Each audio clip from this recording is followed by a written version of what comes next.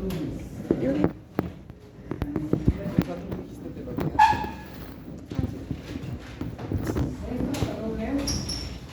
Tendríamos a las pentraxinas.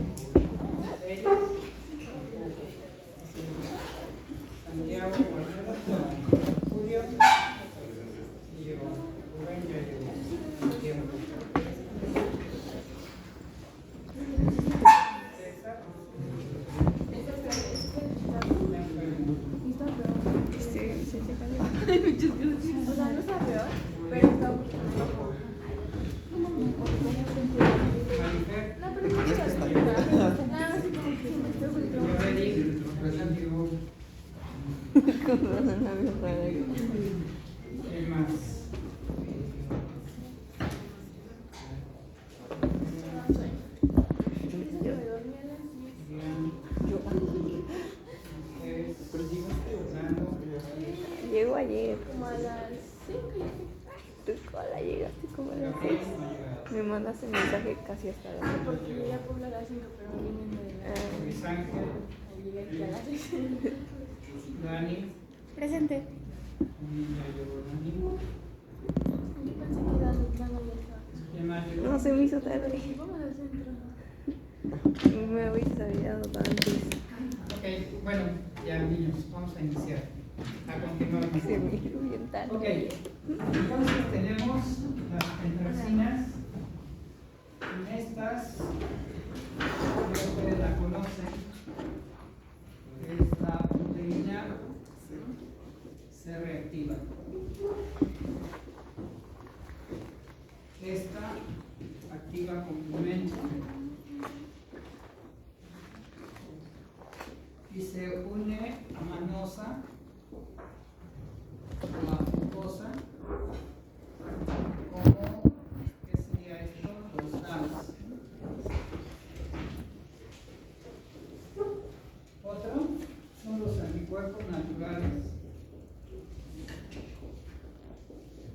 Y en estos están la inmunoglobulina M y esta es inespecífica. Reconoce péptidos de antígenos de manera inespecífica. Después tenemos las colectinas, las ficolinas y el complemento C3. Ok. Esta también reconoce residuos de carbohidratos. Bueno, ya la última persona, ¿te llamas? Palma. Gabriel. Listo.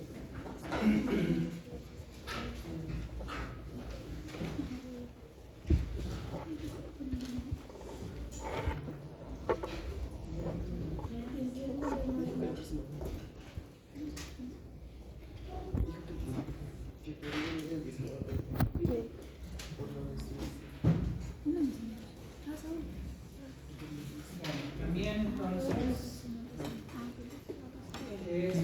la fosforilcolina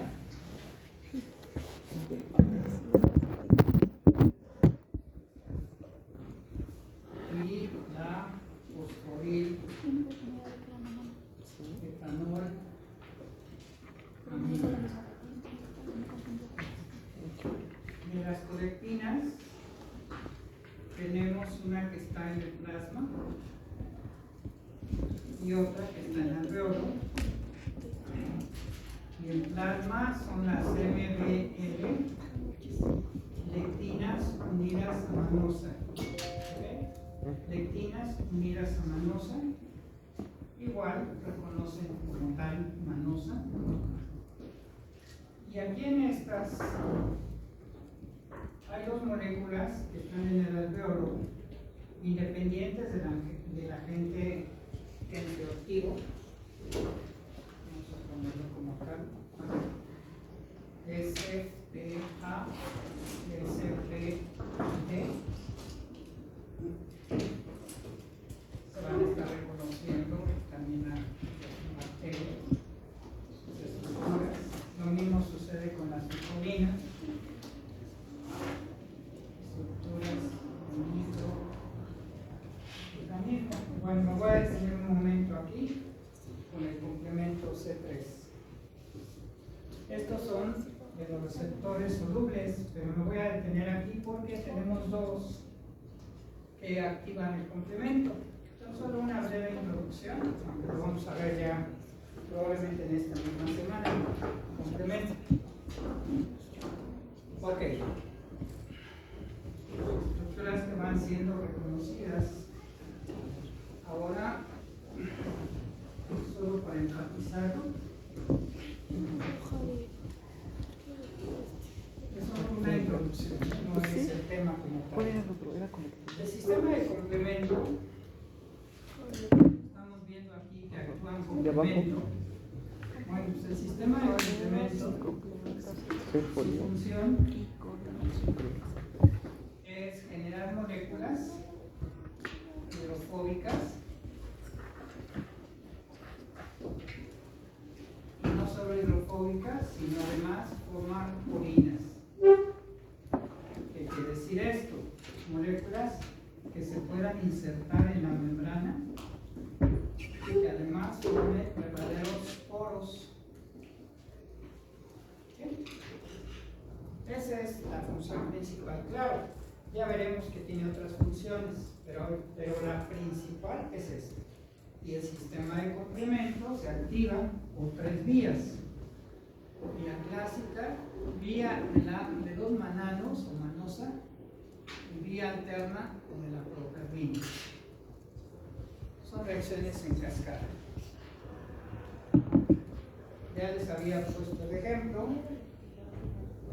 de la vía alterna o de la procardina. Por ejemplo, la vía clásica, para activarse, requiere del complejo antígeno-anticuerpo. La vía de la manosa requiere de la presencia de la bacteria que tenga en su glicocálix manosa. Porque aquí, para que haya la relación de lo que hablábamos, aquí la MBL, la lectina unida manosa, reconoce a manosa y activa la vía del complemento. Y la última, la vía alterna o de la procardina, no requiere. Mañana ya nadie entra después de los 25 minutos. Ya nadie entra, aunque me avisen. ¿Sí? Si no, es un caos, nos estamos distrayendo constantemente. Ya salgan a tiempo de su casa. ¿Sí? Para llegar aquí también yo tengo que salir como 6:20 de casa. Entonces, pues no hay otra. ¿Sí? Por favor. Bueno, ok. Aquí C3 se va a hidratar. Ya explicaré cómo es ese fenómeno ahora que tenemos el complemento. ¿Sí? Pero a lo que quiero llegar es que las tres se van a formar enzimas que van a romper a C3. Enzima de la vía clásica, enzima de la manosa, enzima de la vía alterna. Cada vía se puede activar de manera independiente. ¿Sí? De manera independiente. Hoy, mañana ya no entras después de la hora. ¿Sí? Avisado. Estamos avisando. Y sigue lo que se llama la vía común, que me va a generar precisamente la lisis de la célula. Al haber purinas, pues esto va a generar cambios osmóticos y la lisis. ¿De acuerdo? Ese es el objetivo del, así muy sencillo, del sistema de complemento. Bueno, Dadas estas condiciones, la proteína se activa el sistema de complemento. Y lo mismo veíamos con C3. C3, y esto que estoy hablando de C1, C3, etcétera, C fue la primera nomenclatura que se usó para las proteínas del complemento. Eso es la C, complemento. Aquí hay otro tipo de proteínas que se usan y otro tipo de proteínas que se usan. Pero en la vía clásica se usa el C1, C2, C3, C4 y ya luego en la vía común C5, 6, 7, 8 y 9. Se conocen hasta 9 de las proteínas de complemento conocidas como C, ¿sí? De complemento. Se les llamó a estas proteínas así porque se unían las bacterias con el suero y se veía que ocurría la lisis. Sin embargo, cuando ese suero se calentaba antes, entonces no había lisis, sino era un efecto bacteriostático. Quería decir que con esta temperatura se había inactivado las proteínas de complemento. Creo que eso ya hasta se los expliqué. ¿Sí? Por eso le llamaban proteínas de complemento. Lo que deben tomar en cuenta es que estas proteínas son producidas por genes y les pueden dar problemas inflamatorios, migratorios en el cuerpo humano. ¿Sí? Bueno, solo es una breve introducción para que vean la asociación de los receptores solubles con el sistema de complemento. Ya profundizaré en cada vía y el porqué, como debe ser. Vámonos ahora a mencionar los DAMs. Los DAMs o patrones moleculares asociados al daño también van a ser reconocidos por los PRR. Quiere decir que el patógeno trae sus PAMs. Estos patógenos de alguna manera van a lesionar células y al lesionarlas generan entonces DAMs. Las células que no fueron lesionadas reconocen a los PAMs en la membrana, en el citoplasma o en la circulación sanguínea. Y estos DAMs, cuando logran lesionar tejidos, tenemos por ejemplo nuestro tejido aquí, nuestra célula, nuestro vaso sanguíneo y la matriz extracelular.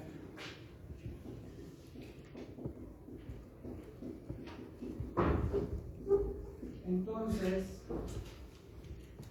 las células al dañarse liberan su contenido, el tejido conectivo al dañarse rompe sus proteínas.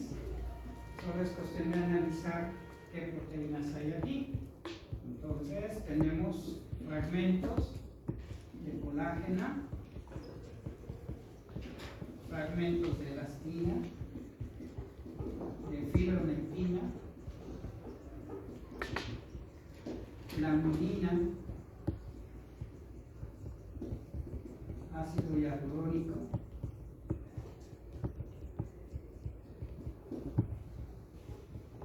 quiere decir que si rompe lo que rodea nuestras células, también van a ser reconocidos por nuestros PRR. ¿Okay? Pero también cuando se rompe la célula, se liberan estructuras que normalmente están en su interior. Y esos DAMs puede ser ATP, puede ser las proteínas, estas son no histonas, es High Mobility Group, son no histonas, DNA, las proteínas de choque térmico, heat shock proteins, ácido úrico. Les mandé unos videos de todo esto. Hialuronato, no es hialuronato, es heparina, fragmentos de heparina. Conclusión. Ya habíamos explicado la interacción de esto. Los patógenos son reconocidos debido a su estructura química, la composición química que tienen, virus, bacterias, hongos, etc. Hay proteínas que van a reconocer a ellos, que están en membranas, citoplasma o solubles. Pero algunos patógenos logran dañar nuestras células y nuestros tejidos. Si los dañan, generan estos fragmentos, también son DAMs. Si dañan a las células, liberan estructuras del interior de la célula, también estos son DAMs. ¿Okay? Entonces, con eso cierro estos tres conceptos de PAMS, DAMs y PRR.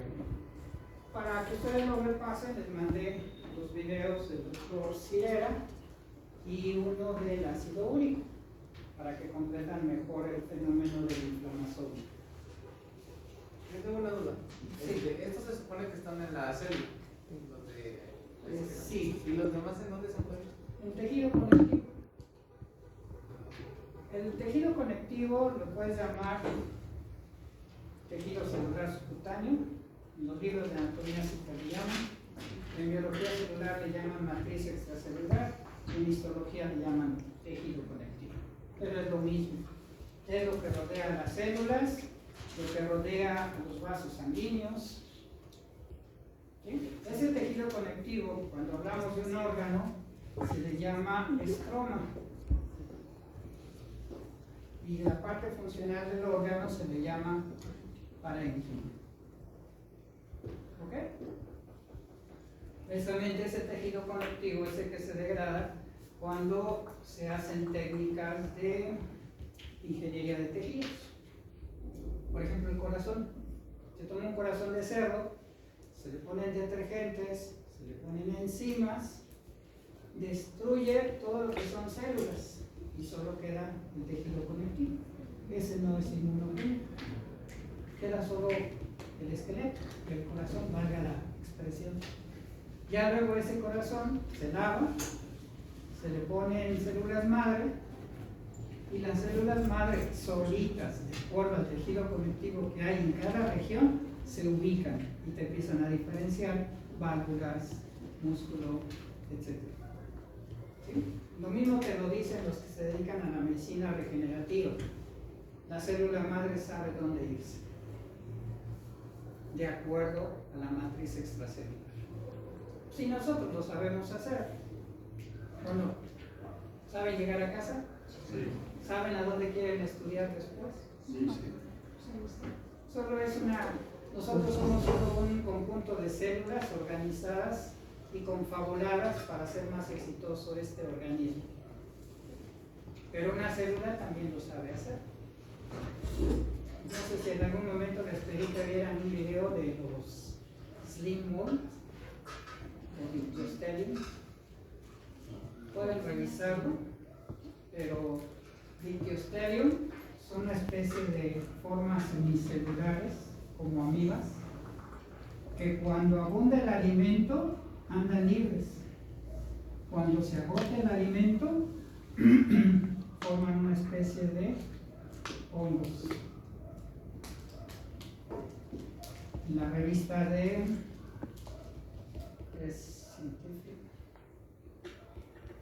el Científico Americano, no de América Científica, sino Científico Americano, que está en Sambos, viene un artículo sobre el Slim Mold o Dictyostelium.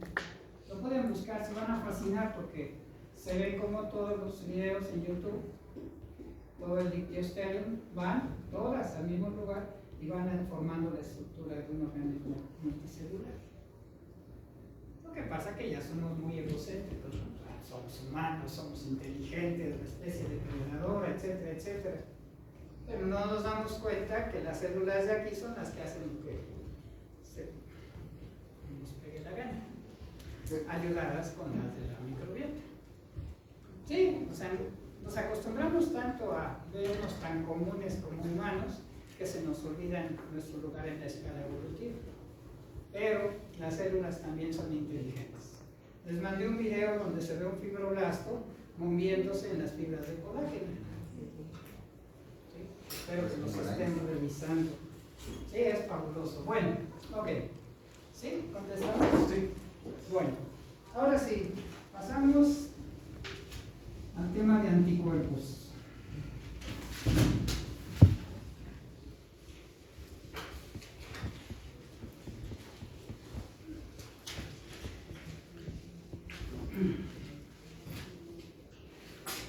Un tema muy fascinante, de lo que hemos hablado de ellos.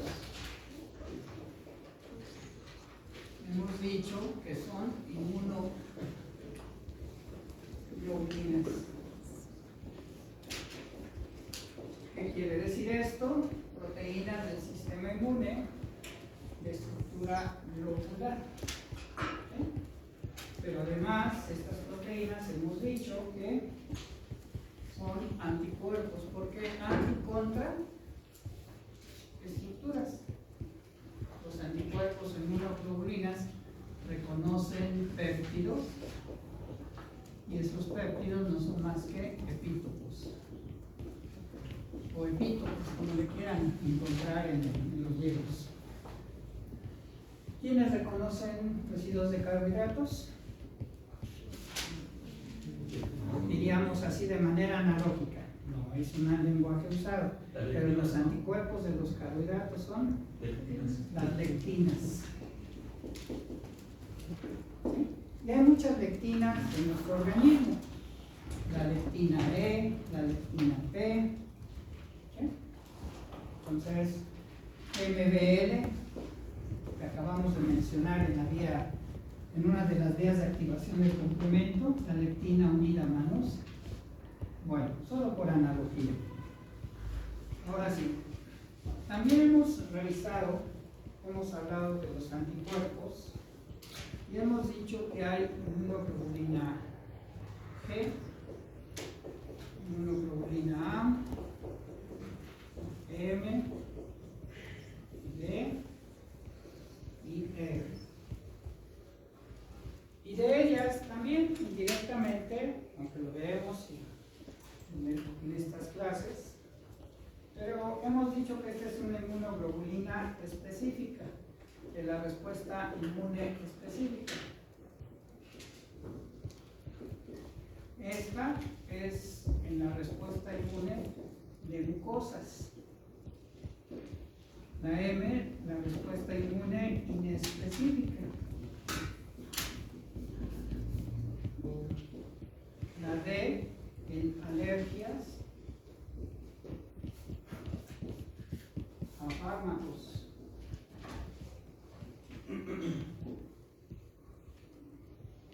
Y esta, con alergias en general. A polen, excremento de modes. Los dermatofagoides, proteínas de animales, como el pelo de gato, etc. ¿Sí? La D es más relacionada a fármacos. ¿Se acuerdan del síndrome de Stevens-Johnson que mencionábamos en las barreras de la piel? Bueno, la mnemotecnia es GAM-D. ¿Ok? GAM. Bueno, a ponerme el grande en el examen, porque sí, les va como en feria. ¿Bien?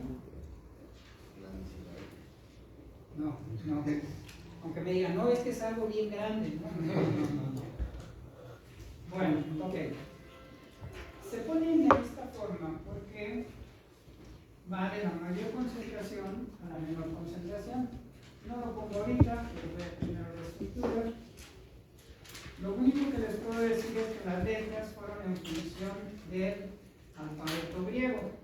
Gamma, alfa, mu, delta, epsilon. Pues se les llamó así. ¿Ok? Ahora, si vamos con la estructura. Hasta lo que hemos visto, representamos al anticuerpo así. también les dije que era FAB, aquí, fragmentos de unión al antígeno. Estas zonas son las que reconocen a los antígenos. Y es FC. Este tema de los anticuerpos les da opciones, no sabemos el futuro de cada uno según sus predilecciones. Espero que todos sean clínicos y no sigan el mal camino de la investigación. Ya que sean clínicos, sí hagan investigación, y ya que sean clínicos. Pero los anticuerpos, inmunoglobulinas, primero sirven para entender la respuesta inmune. Segundo, sirven en forma de diagnóstico y sirven en forma de tratamiento. Y atrás de todos estos está todo un negocio. ¿Sí? Y multimillonario, y hay para todos. Se los voy a poner de esta forma. Anticuerpos contra un CA de colon. Bueno, hay anticuerpos que reconocen epítopos de proteínas de este cáncer. Y hay muchas tecnologías, hasta las CAR-T, etc. Ahorita vamos a hablar de anticuerpos. Cuando el anticuerpo reconoce esa proteína, el macrófago reconoce el anticuerpo y destruye a la célula cancerosa, poniéndolo de una forma sencilla. Todavía no hablo de más cosas. Por lo tanto, la pregunta, ¿la célula cancerosa solo tiene esa proteína o solo tiene ese epítopo de esa proteína? No. Tiene muchos marcadores diferentes, en lo cual uno puede encontrar ahora otro epítopo, producir sus anticuerpos y formar sus anticuerpos monoclonales. Para que se den una idea de esto, los tratamientos cada 3 meses con anticuerpos monoclonales están entre los 70 hasta los 80,000 pesos. ¿Sí? Y no se diga de la terapia CAR-T, que está desde $1,5 millones hasta los $2 millones. Pero funciona. ¿Sí? En los hospitales de tercer nivel, San José del IMSS, es rutina usar anticuerpos monoclonales para tratar cáncer, para tratar enfermedades hematológicas, linfomas, leucemias o enfermedades autoinmunes. Es común. ¿Sí? Alguna vez se probó con los marca Patito, los similares, no funcionó, se tuvo que cambiar a los de patente.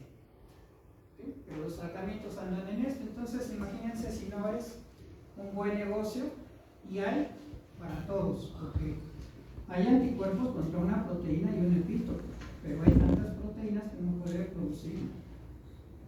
Entonces no hay temor de la competencia. ¿Sí? Que la competencia es dura porque son grandes consorcios, pero bueno, ya cada quien hará su plan de negocios. Regreso. No pierdan de vista los enfoques que les doy, de verdad, porque si no van a terminar siendo como muchos, bueno, emprendemos un poco, pero como muchos empleados. Y ustedes no tienen de otra más que iniciativa privada.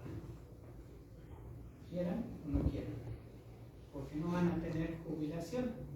Mientras no cambie el sistema de régimen de pensiones, ustedes no van a tener jubilación. Y los van a despachar después de 28 años o 25 o 30, no sé cómo están ahorita, con unos mugrosos 700,000 pesos. Como que no, ¿verdad? No les va a alcanzar para vivir. Entonces tienen que pensar en un plan de negocios alterno a su formación. Váyanlo pensando desde ahorita también. Bueno, seguimos. Vamos a analizarlo cómo está. Está muy sencillo. Vamos a ver cómo es la molécula más compleja. Este anticuerpo tiene 2 proteínas iguales. Son cadenas pesadas unidas por puentes disulfuro. Por ser llamadas así pesadas, se les puso la letra H.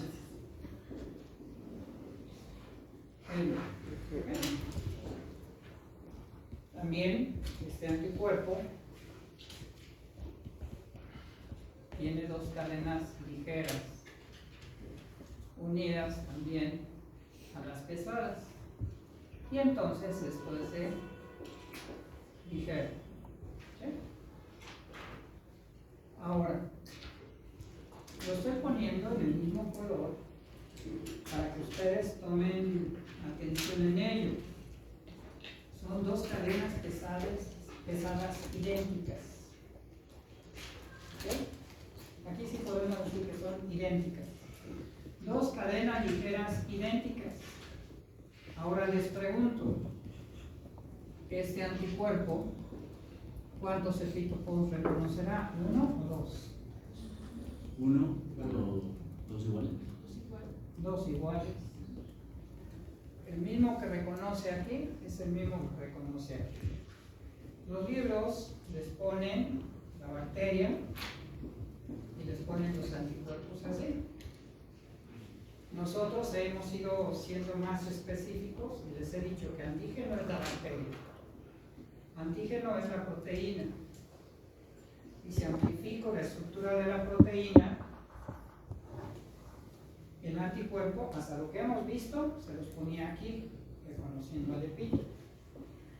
Pero ya siendo específicos, siendo precisos, el anticuerpo me reconoce dos epítopos iguales por la estructura. Hemos ido de lo simple a lo complejo. ¿Sí? O sea, no les he estado engañando, simplemente voy de lo simple a lo complejo. Ok. Ahora nos damos cuenta que esta molécula, por su estructura, y aquí arriba es divalente,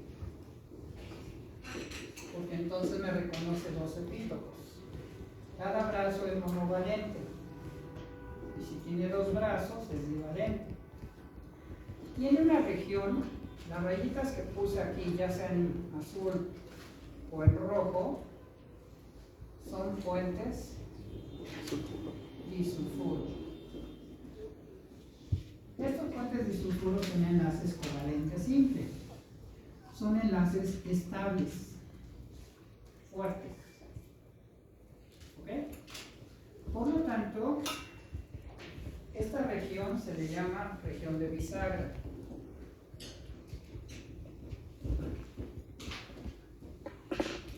Tal cual como funciona una bisagra. Vamos a hacer la analogía. Las palmas de mis manos es FAB, mis antebrazos es FC, lo pongo así. Y entonces FAB puede hacer esto. Puede reconocer epítopos cercanos o epítopos lejanos, iguales. ¿Ok? Y dense cuenta que esta región, esto está funcionando como una bisagra. ¿De acuerdo? Hasta aquí sabemos que tenemos dos cadenas pesadas iguales, dos cadenas ligeras iguales. Vamos a revisar un poquito más de la complejidad del anticuerpo. Hasta ahorita ya vimos que es divalente, pero tienen otro comportamiento muy particular estos anticuerpos. En FAB tienen diversidad. ¿Qué quiere decir? Que hay una inmunoglobulina para cada epítopo, el par de epítopos idénticos de una proteína. Imagínense cuántos antígenos, cuántos epítopos tienen la naturaleza. Ya tan solo hablamos de bacterias. ¿Cuántas cepas de bacterias hay? ¿Cuántos tipos de bacterias hay? ¿Cuántas proteínas tiene la bacteria? ¿Cuántos epítopos tiene cada proteína? Y luego me paso a virus, priones, virus, hongos. Más o menos se calcula que el cuerpo humano produce alrededor de 10 a la 9 anticuerpos, unos 100 millones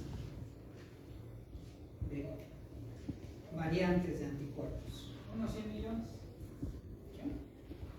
Por lo tanto, deben existir también más o menos unos 100 millones o más de epítopos diferentes en la naturaleza.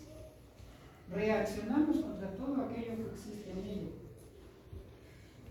Por lo tanto, estos anticuerpos aquí tienen diversidad, pero también tienen especificidad. Ustedes dirán, a ver, primero me dice que reaccionan contra todo, pero cada anticuerpo que se llega a formar es específico para estos tipos. Se forman muchos, pero cada uno que se forma es específico. Por lo tanto, FAB tiene estas funciones. Es divalente, es diverso y es específico. ¿Y dónde quedan los de aquí abajo? FC, que era con lo que empezamos nuestro curso.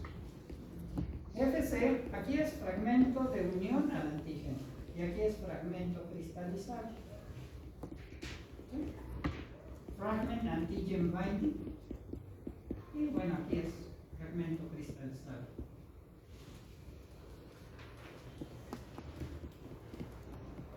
Ahora, ya tengo esta estructura, vamos a hacerla un poco más compleja.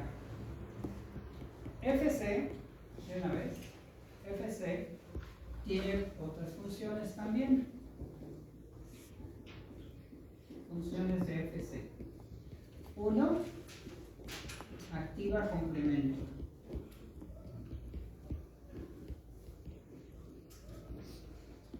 2. Participa en la opsonización. Se recuerdan que cuando un microorganismo está rodeado por anticuerpos, eso es la opsonización. Pero también complemento opsoniza. 3. Paso de la barrera feto-placentaria. Particularmente es la inmunoglobulina G, la que pasa la barrera feto-placentaria. Por último, 4. Induce mitosis. El hecho de que FC tenga unas funciones y FAB tenga otras, entonces introducimos otro concepto que se llama bifuncional. Los anticuerpos son bifuncionales, no confundir con divalente. Abusados, no confundir con divalente. Divalente reconoce dos epítopos iguales. Bifuncional, FAB tiene unas funciones, FC tiene otras funciones. ¿Preguntas? Con confianza. Fragmento de unión al antígeno. ¿Sí? Este lo ponen en inglés. Fragment antigen binding. Fragment antigen binding. ¿Ok? ¿Por qué FC induce mitosis? Hay receptores en las células que generan señalización hacia la actividad mitótica, hacia factores de crecimiento y factores de transcripción. Solo eso te puedo decir. Actúan en receptores en la célula y estimulan la proliferación de células inmunes. ¿Más preguntas? Bueno, ahora vamos con otro aspecto. Analizando un poquito más la estructura de las inmunoglobulinas, ya sabemos que hay dos cadenas pesadas iguales, dos cadenas ligeras iguales. Cuando yo tengo la asociación de dos o más cadenas polipeptídicas de estructura terciaria, digo que es una estructura cuaternaria. Vamos a ver. Voy a poner ahora sí mi cadena pesada.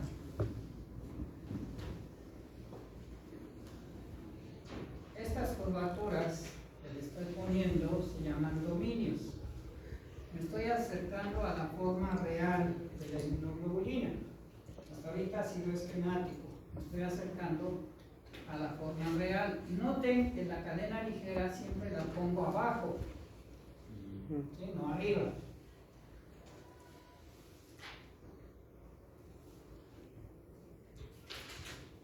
Los puentes disulfuro me estabilizan la estructura de la inmunoglobulina. Si se dan cuenta, me mantiene unidas a las cadenas pesadas entre sí y la cadena pesada con la cadena ligera.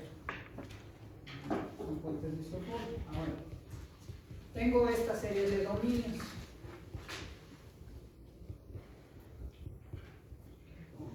Al hacer observaciones, pues, que son proteínas, si un anticuerpo es una proteína, ¿puedo formar anticuerpos contra los anticuerpos? Sí. ¿Sí? De hecho, bueno, puedo formar anticuerpos contra esta región, anticuerpos contra esta. Puedo formar anticuerpos. ¿Qué es lo que pasa cuando uso anticuerpos de origen animal para neutralizar toxinas por mordeduras o por picaduras de animales venenosos? Son poco inmunogénicos. No necesariamente, no. Sí puedes tener reacciones alérgicas cuando administras el antídoto para un veneno de por mordedura de serpiente.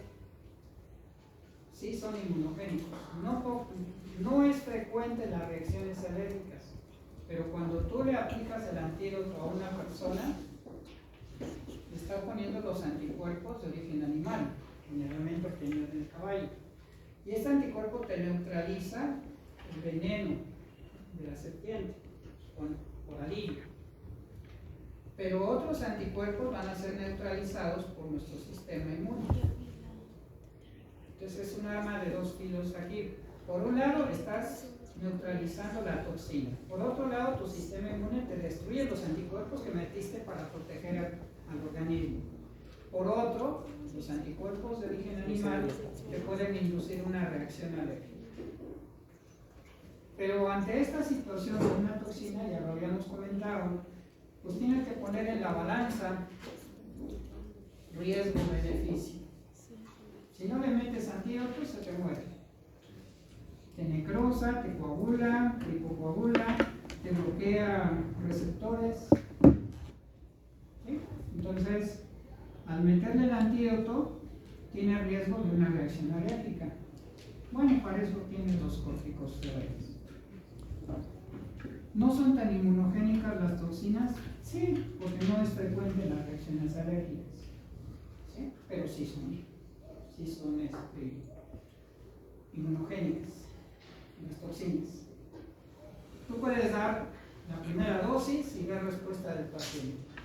Segunda dosis, respuesta del paciente. Con el antídoto. Tercera dosis, hasta cuarta dosis, hasta que veas mejoría del paciente. ¿Con el riesgo de esto? Sí, claro. Pero ustedes lo que tienen que hacer es estar preparados con sus corticosteroides. Eso es lo que tienen que hacer. Su hidrocortisona, pues. Y si no la tenemos, mínimo dexametasona, pero debe ser hidrocortisona aquí. Bueno, seguimos. El hecho de que fue una proteína y ver este comportamiento tan particular de esta región en bisagra generó ideas a los investigadores y se plantearon preguntas como el que si se le daba un tratamiento enzimático, ¿qué sucedería? Y entonces se empezó a usar la papaína y la pepsina. La papaína rompe la cadena polipeptídica pesada arriba de los puentes disulfuro intercatenarios de las cadenas pesadas.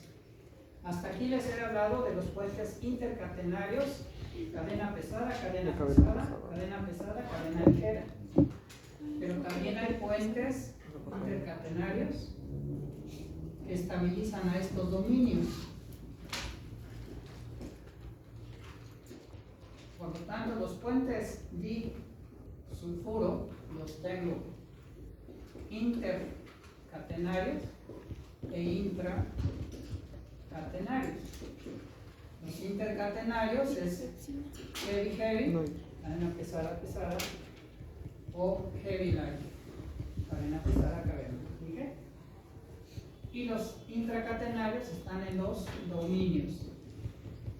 Dominios de cadena ligera, cadena pesada. ¿Ok? Aquí viene la parte también de la industria.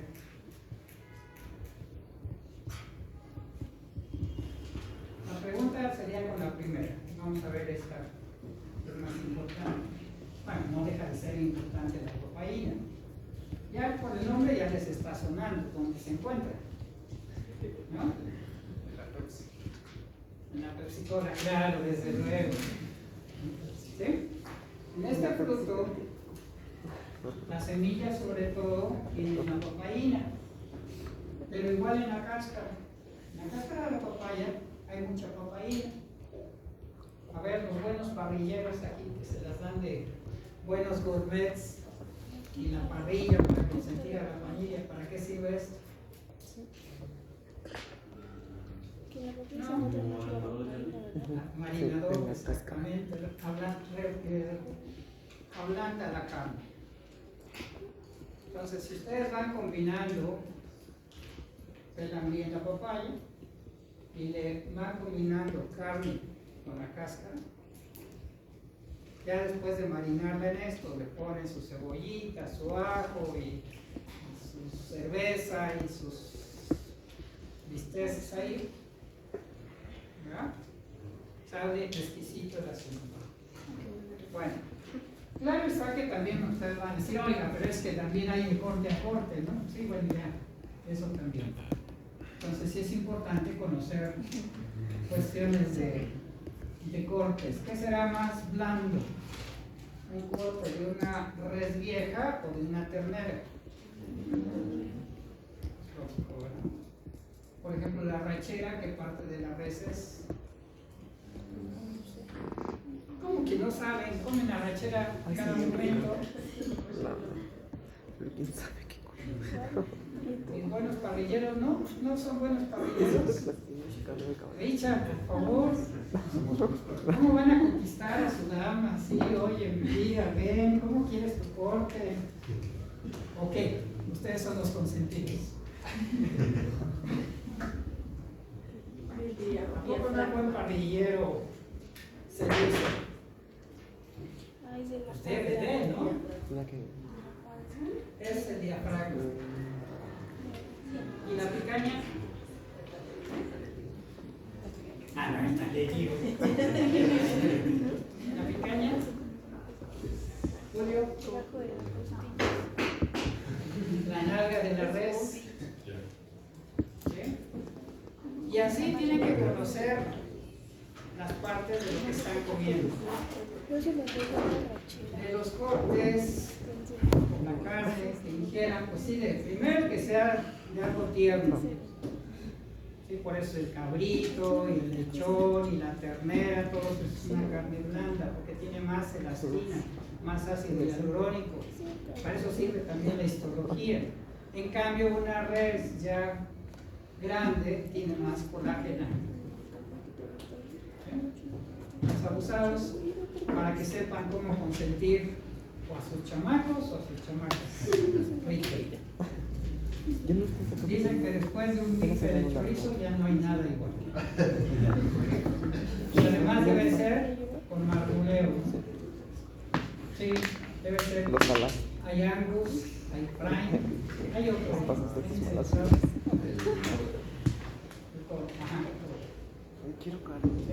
Entonces también depende marmoleo y la carne. Porque el marmoleo es lo que le va a dar el sabor. Así es que, damas ya saben, lo que bien, pónganse a investigar.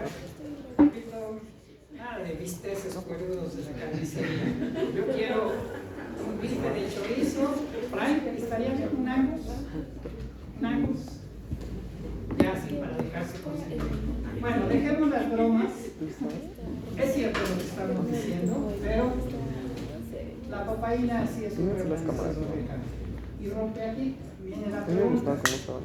En este caso, no puedes. Si yo rompo con la papaína aquí, ¿me quedan funcionales los fragmentos? Pues analízalo.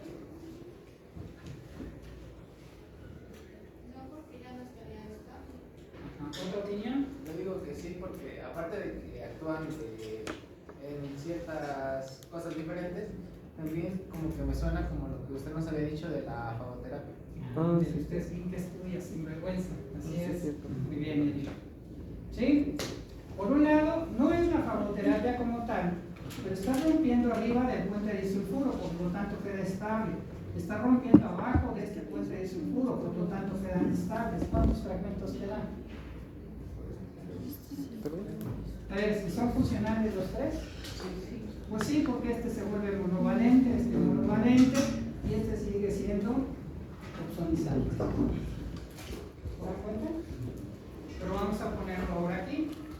Ahora sí aplica lo que estás diciendo, Eric. Si yo rompo aquí con la pepsina, que de hecho hacen este proceso enzimático, entonces yo tengo puro fragmento fago. Y es lo que se hace para los antídotos, generar la fagoterapia. ¿Sí? Entonces, los antídotos vienen liofilizados. ¿Qué es liofilizado, Nico? ¿Qué lo hemos dicho?